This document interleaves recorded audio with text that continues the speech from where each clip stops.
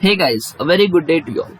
In this video, first of all we will understand what is solubility equilibria, then we will see what is solubility product, and after that we will see the relationship between solubility and solubility product, and in the end we will understand the condition necessary for precipitation. Okay, so let's start with this video. So first of all you must know what are sparingly soluble substances. So a substance which dissolves in water to an extremely small extent is called as a sparingly soluble substance.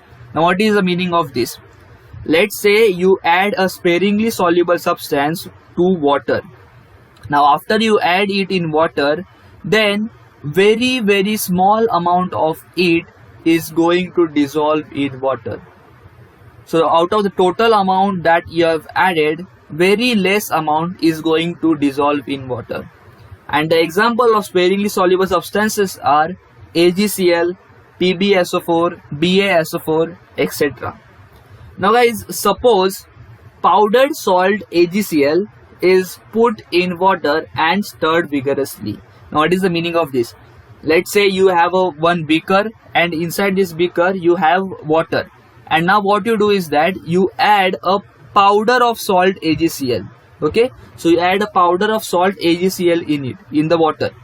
Now as we all know that AgCl is a sparingly soluble substance, therefore a very small amount of AgCl will dissolve in water. For example, let's say out of 100%, only 1% of AgCl is going to get dissolved in water, and the remaining 99% is going to remain undissolved, and a saturated solution will be formed.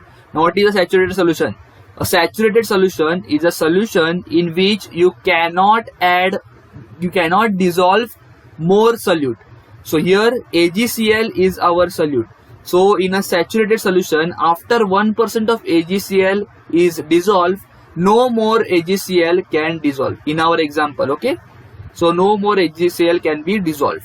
So when a saturated solution is formed, you cannot dissolve more AgCl. Okay, so as can I say that most of the salt, that is 99% of AgCl, remains undissolved.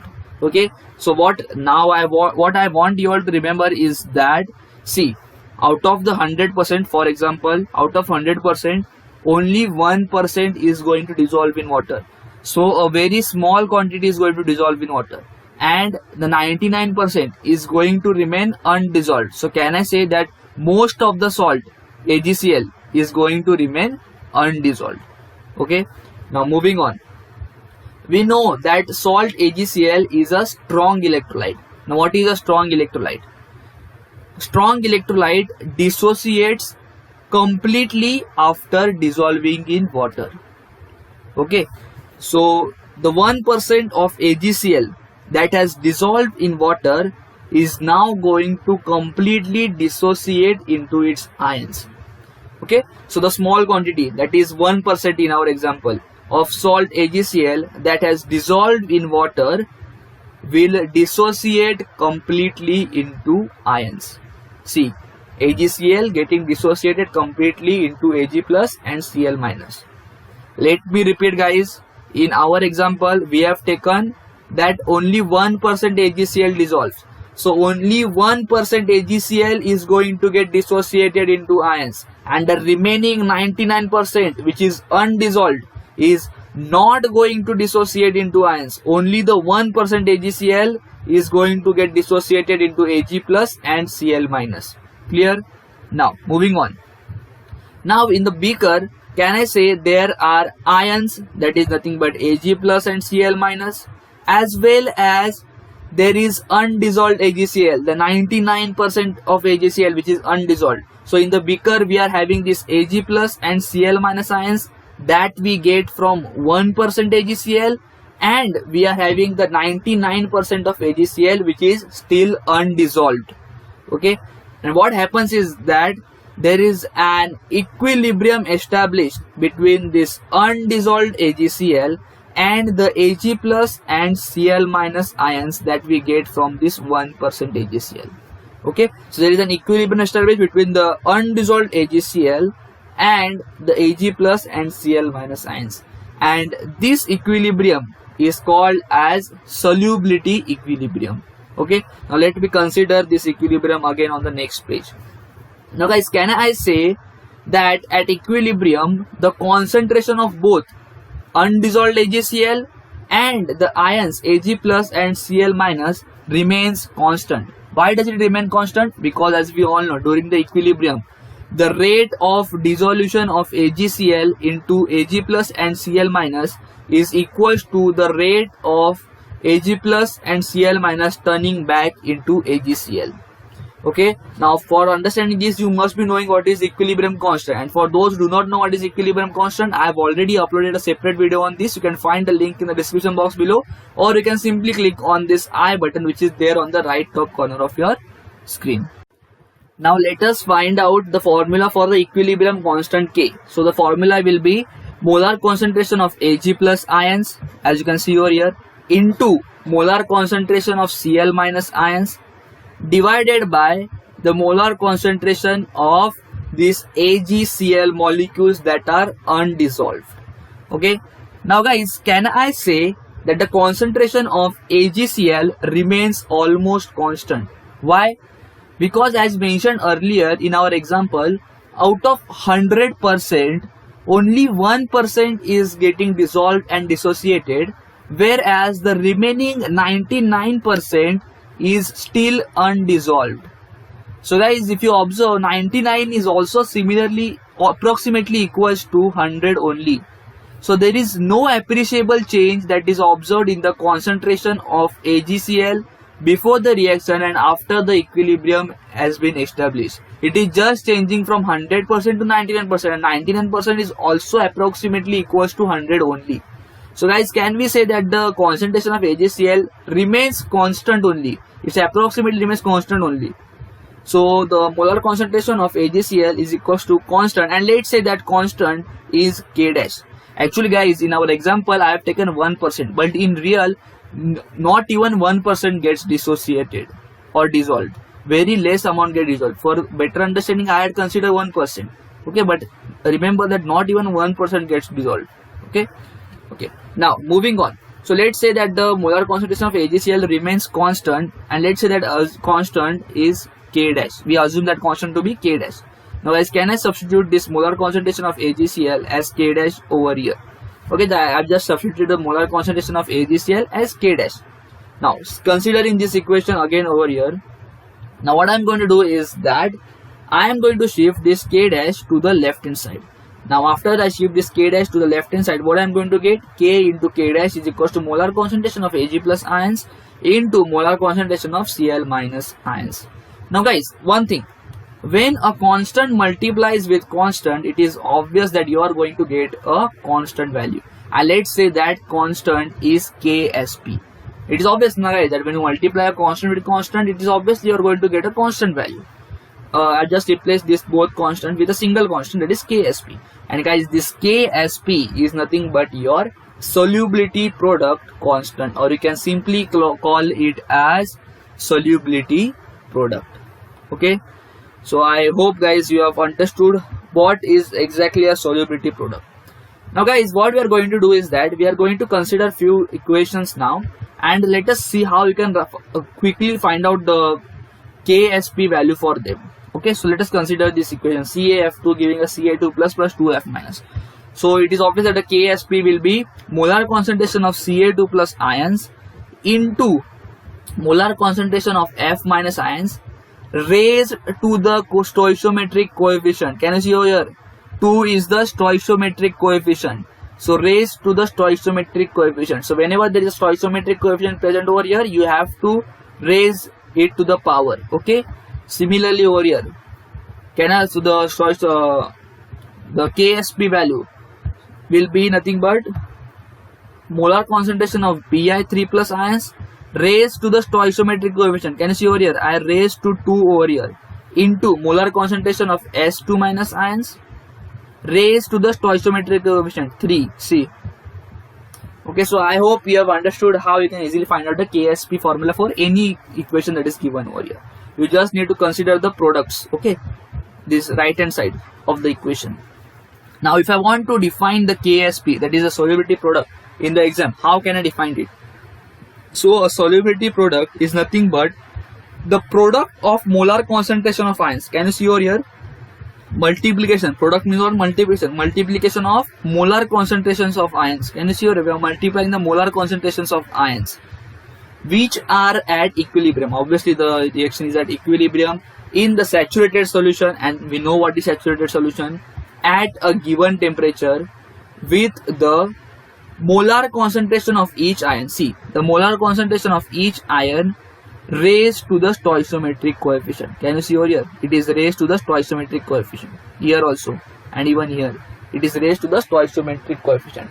Here we are not writing 1 because even if you write a 1, it is not going to make much difference. Okay, so I hope that you have even understood that how we can define the KSP, that is our solubility product. Now moving on, guys, let us see what is the relationship between the solubility and solubility product. Now to understand the relationship, it is necessary that you first know what is solubility. So let us define solubility. So solubility is the amount that dissolves per unit volume for saturated solution. In simple words, solubility will tell us how much amount has been dissolved for per unit volume of saturated solution. If your unit is gram per liter, then it will tell you how many grams have been dissolved in 1 liter. Okay, if your units are kg per liter, then it will tell you how many kg is being dissolved in 1 liter. Similarly, molar solubility tells you the number of moles of compound that dissolved in 1 liter or 1 dm cube of solution. So it will tell you how many number of moles have been of the compound. For example, AgCl. So how many number of moles of AgCl have been dissolved in 1 liter or 1 dm cube of a solution. So I hope, guys, you have understood the definition of molar solubility. It is very important to understand the relationship between solubility and solubility product. So I hope you have understood the definition of molar solubility, and to understand the further relationship, I will like to move to my book because I need to explain you all over there. So I can explain it better on a book rather than on a PC. Okay, so guys, let's move on to my book now. And don't forget to keep in mind the definition of solubility. It is necessary for you to understand what is molar solubility. So guys, here now I'm going to write 2 definitions. Okay, so the first definition is obviously of molar solubility. As I mentioned just now that it is important to know the definition. So what molar solubility tells? It tells us how many number of moles are dissolved in 1 liter aqueous solution. Okay, so it tells us the number of moles that are dissolved in 1 liter. Okay, similarly, what is molarity? Molarity is nothing but number of moles present in 1 liter. Okay, so these 2 definitions might sound a little bit similar to y'all, but there is a difference. Okay, here it tells us that how many moles are dissolved, and here molarity tells us how many moles are present. Okay, so there is a difference. Now let me consider our simple equation. AgCl, a reversible reaction giving us Ag plus Cl minus. Now guys, let's say that the molar solubility of AgCl is S. We have assumed the molar solubility of AgCl to be S. Okay, so if the molar solubility is S, and what is molar solubility? It tells us how many number of moles are dissolved in 1 liter. Okay, so if molar solubility was 4, then in short 4 moles are dissolved in 1 liter. If molar solubility was 5, then 5 moles are dissolved in 1 liter. If molar solubility is S, then can I say that S number of moles are dissolved in 1 liter of saturated solution. Okay, this part is clear. Next thing, look at this equation carefully. Can I say that 1 mole of AgCl after dissociation is giving you 1 mole of Ag plus and 1 mole of Cl minus? Am I right? This is the balanced equation where 1 mole of AgCl is giving you 1 mole of Ag plus and 1 mole of Cl minus. Now, if in 1 liter S moles are dissolved, okay, so if in 1 liter S moles are dissolved, then can I say that you will get S moles? Why? Because I have just mentioned, if when 1 AgCl dissociates, it gives you 1 Ag plus. When 2 AgCl will dissolve, it will give you 2 Ag plus. When 3 AgCl will dissolve, you will get 3 Ag plus. So obviously when S AgCl will dissolve, see S moles. So when S moles of AgCl will dissolve, you will obviously get S moles of Ag plus. Am I right? And they are dissolved in 1 liter. So can I say S moles of Ag plus are present in 1 liter? Am I right? See, S moles of AgCl are dissolved in 1 liter. So after dissolved in 1 liter, can I say that S moles of Ag plus are present in 1 liter? Because when S moles of AgCl dissociate, you will get S moles of Ag plus. Similarly here, when 1 mole of AgCl dissociates, you get 1 mole of Cl minus. When 2 moles of AgCl dissociate, you will get 2 moles of Cl minus. Similarly, when S moles of AgCl dissociate, you will get S moles of Cl minus. So guys, can I say that S moles are present, S moles of Cl minus are present in 1 liter? Why? Because S moles are dissolved out of 1 liter. Am I right? S moles are dissolved out of 1 liter. Then, so in 1 liter S moles are dissolved, therefore S moles are present in 1 liter, 1 liter, 1 liter. Everywhere 1 liter will come. Now, if I want to find out KSP, that is molar solubility, sorry, your solubility product. KSP is simply solubility product. Then,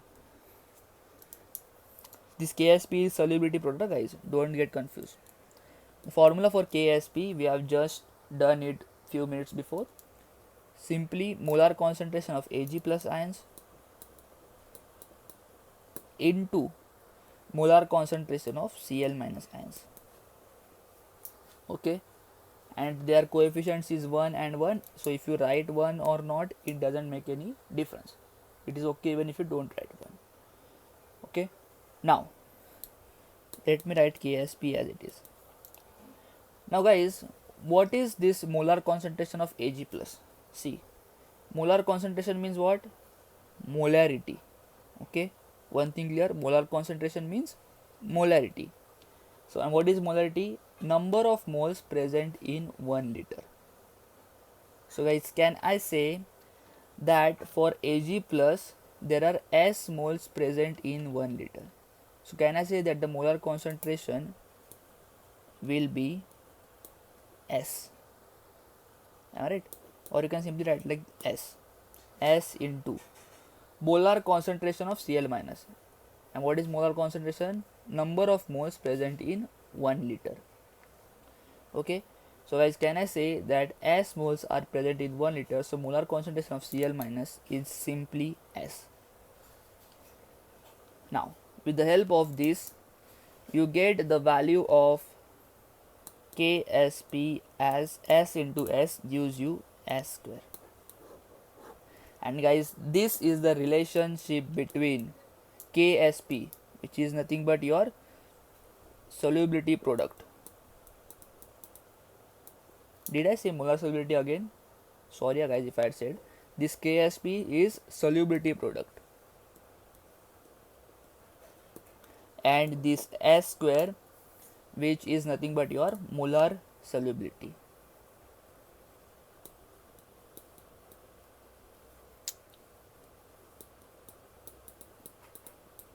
And this is the relationship between solubility product and molar solubility, that solubility product is equals to square of molar solubility. Now this relation is true only for this equation. It will vary according to the equation. It is not always fixed that KSP will be equals to S square. No, it will vary according to the equation. Now, to help us understand in a better way, let us consider one more equation which will help us to get sure that you have understood this concept. Okay, now let us consider an equation over here. Let's say PbI2 reacting to give you Pb2 plus 2I minus. Okay, now here let us say that the molar solubility, this S is what? Molar solubility. Let's say molar solubility of PbI2 is S. Okay, so the molar solubility of PbI2 is S, which means that what is molar solubility? It tells us how many number of moles are dissolved in 1 liter solution. So guys, can I say that S moles of PbI2, S number of moles of PbI2 are dissolved in 1 liter. Okay, now see, if 1 mole of PbI2 dissolves and dissociates, we get 1 mole of Pb2 plus. If 1 mole of PbI2 dissociate, we get 1 mole of Pb2 plus. If 2 moles of PbI2 dissociate, you will get 2 moles of Pb2 plus. If 3 moles of PbI2 dissociate, you will get 3 moles of Pb2 plus.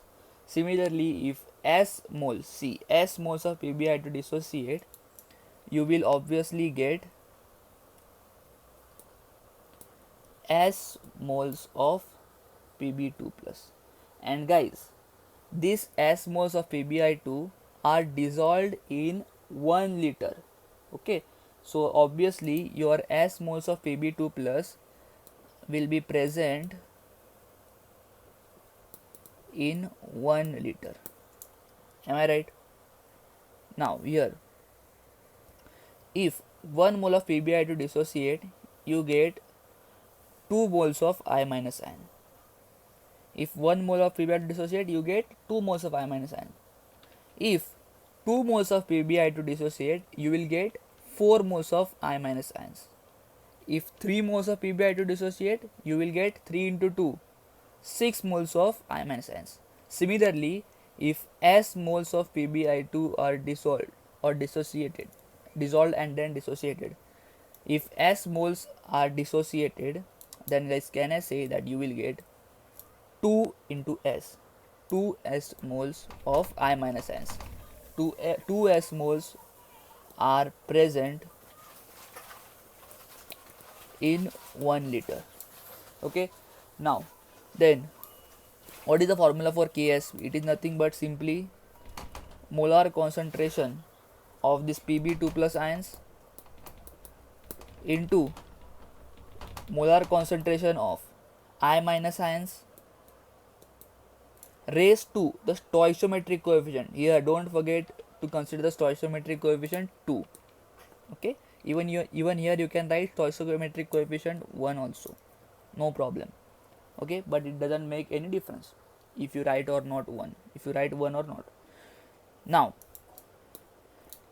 what is molar concentration of Pb2 plus? Molar concentration means simply molarity. It tells us number of moles present in 1 liter. So here can I say that as moles are present in 1 liter, so obviously the molar concentration of Pb2 plus will be S into I minus. Okay, what is the molar concentration of I minus? Again, molarity tells us number of moles present in 1 liter. So for I minus, as you can see over here, there are 2s moles are present in 1 liter. So the molarity will become 2s. So s into, and don't forget 2s raised to, here 2s will come and 2s whole raised to square. Okay, now this s, as it is s into 2s square. What is the square of 2s? 4s square. And here finally KSP becomes 4s cube. This s will multiply with this s square and become s cube. And guys, this is the relationship between KSP, that is nothing but your solubility product,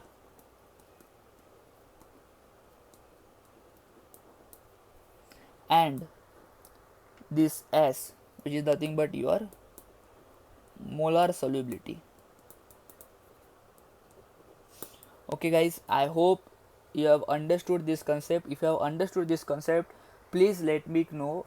At least write one word in the comment box that understood, so that I get to know that you have you are understanding or not. Please, and if you are not understood, then write not understood. Okay, please do write in the comment section. It is important. Your feedback is important for me.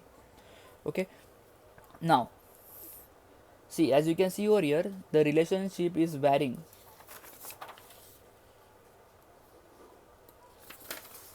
So here you can say that the relationship is going to vary with according to the equation. Okay, now there is a formula which is obviously given in your textbook, with the help of which you can directly find the relationship.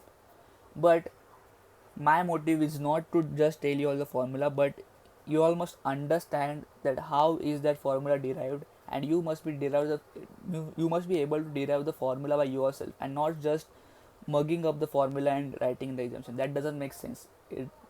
The real fun is in creating the own relationship. Okay, so I hope this was easy and you have understood it. If you have still any doubts, you can comment me below.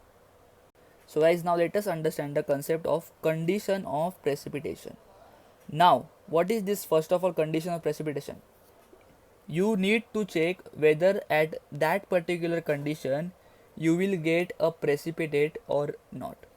Okay, so for that there is a new term introduced called as the ionic product,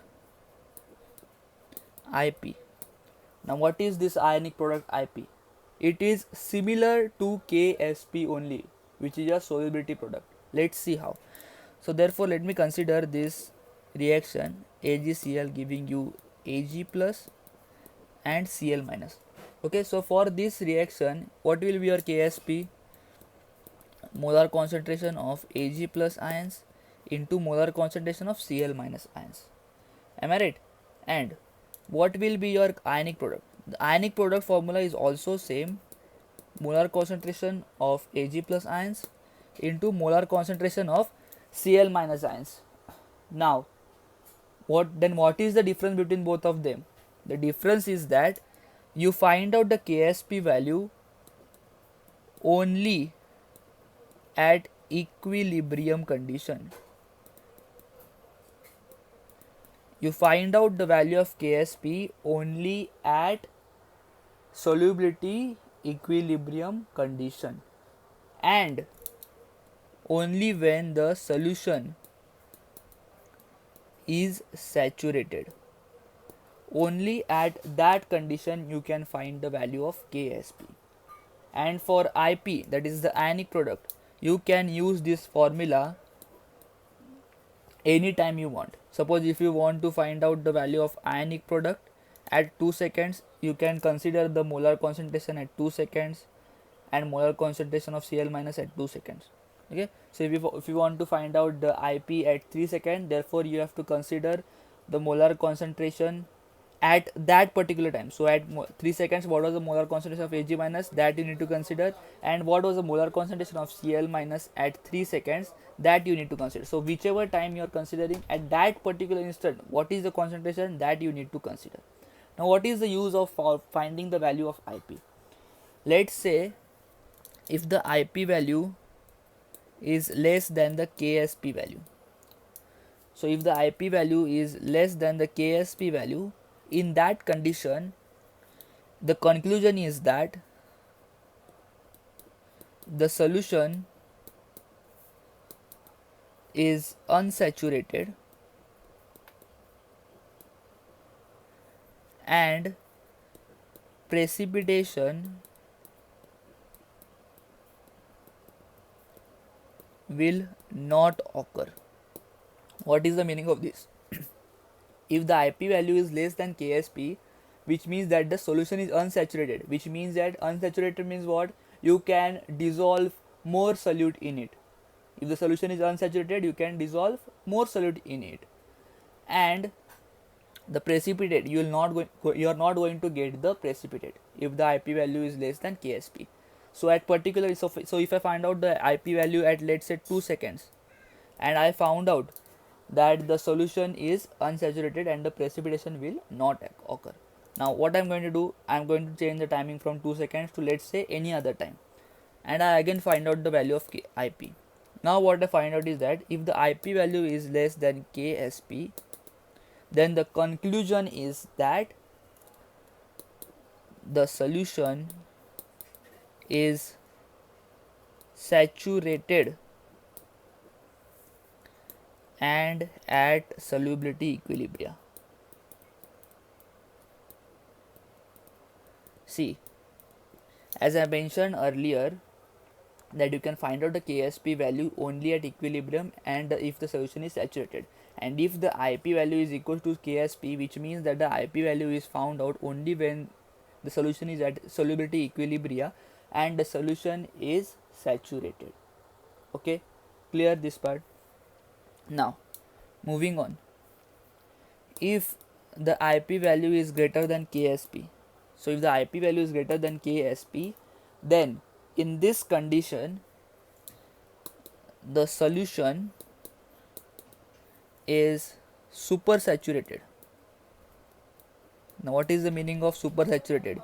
You means that you have exceeded the limit of saturation, you have dissolved more solute than its capacity, and supersaturation can be attained by heating the solution and that type of thing. Okay, so that is later for you all, don't worry about this. So the solution is supersaturated means what? You have dissolved more solute than the capacity of the solvent. Okay, and so solution is supersaturated, and in this case precipitation will occur. Okay, so when are you going to get the precipitate? Only when you find out the value of IP and if the IP value is greater than KSP.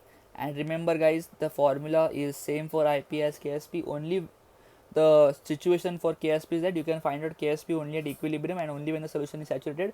Over here you can find out the IP value whenever you want to at particular interval time, and with the help of this actually you can check now if the IP value comes equals to KSP, then you will get to know that the solution is at equilibrium. Okay, so this was the all related to your solubility product, solubility equilibria, and how you can find out the condition of precipitation. And guys, if you like this video, then please don't forget to subscribe to our channel for more such interesting videos on chemistry and physics, and go check out my channel for more such interesting videos. I have uploaded them, they might be helpful for you all. And thank you for watching this video.